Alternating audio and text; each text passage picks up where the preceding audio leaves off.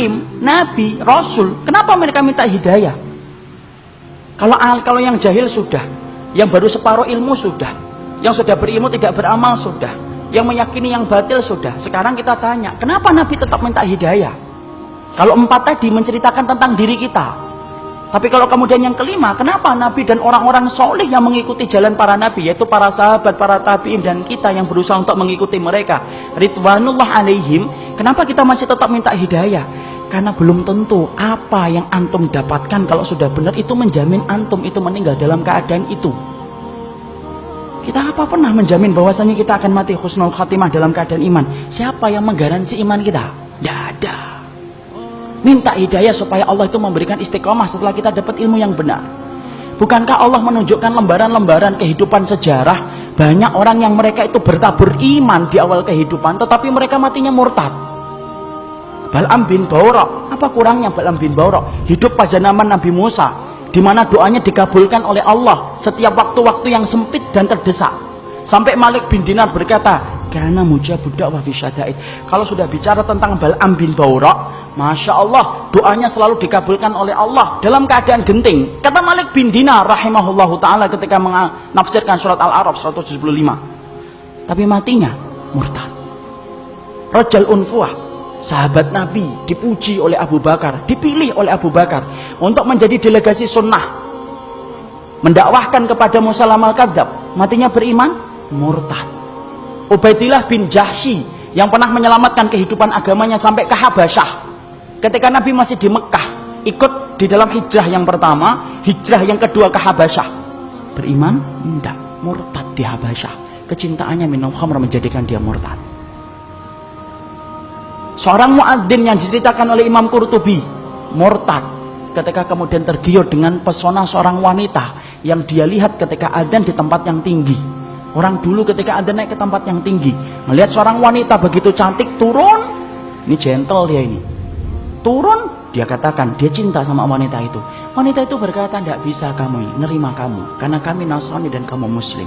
Loh, dengan apa saya bisa diterima? Berpindah kepada Nasara. Pindah, ikhwan. Murtad, meninggalnya di hari dia meninggal dunia, akan mencampuri istrinya, naik ke atap, kemudian jatuh, belum sempat mencampuri wanita yang menjadikan dia murtad. Siapa yang menjamin? Ini yang kemudian kita khawatirkan. Minta terus hidayah. Kenapa kita minta hidayah walaupun kita itu sudah memelihara jenggot, sudah kemudian ngaji, istri kita sudah kemudian berhijab yang syar'i, kegiatan kita sering datang ke kajian ilmu, bertemunya kita dengan orang yang solih, terus kita menjaga hangatnya iman. Tapi kenapa kita tetap minta hidayah walaupun ikhtiar sudah kita lakukan? Karena tidak ada yang menjamin antum akan masuk surga kecuali Allah. Ya, makanya sampai dikatakan oleh Rasulullah, ada di antara kalian, fa inna ahadakum la ya'malu bi amali ahlil jannah hatta yakuna bainahu wa bainaha illa dhira'un fayasbiqu alaihi alkitab fayamalu bi amali ahli nari hatta yadkhuluha. Makanya sampai Nabi beliau bersabda, ada di antara kalian yang melakukan amalan surga sampai antara dia dengan surga tinggal sejengkal, tinggal sejengkal ikhwan. Satu amalan tak langsung masuk surga itu harusnya, tapi ternyata catatan takdir mendahului apa yang dia lakukan. Lalu kemudian di akhir kehidupannya melakukan amalan penduduk neraka hatta yadkhuluha, sampai dia masuk ke neraka itu. Ada pula yang sebaliknya, fa inna ahadakum la ya'malu bi amali ahlin nar hatta yakuna bainahu wa bainaha illa dira'un fayasbiqu alaihi alkitab fayamalu bi amali ahlil jannah hatta yadkhuluha. Nabi kemudian berkata sebaliknya, ada pula di antara kalian yang melakukan amalan penduduk neraka, terus sampai antara dia dengan neraka tinggal sejengkal tak, kata Nabi. Tetapi catatan takdir mendahului apa yang dia lakukan. Dia melakukan amalan penduduk surga sebelum meninggal dunia, lalu kemudian Allah masukkan ia ke dalam surga. Antum tahu Usairim bin Abdul Ashhal?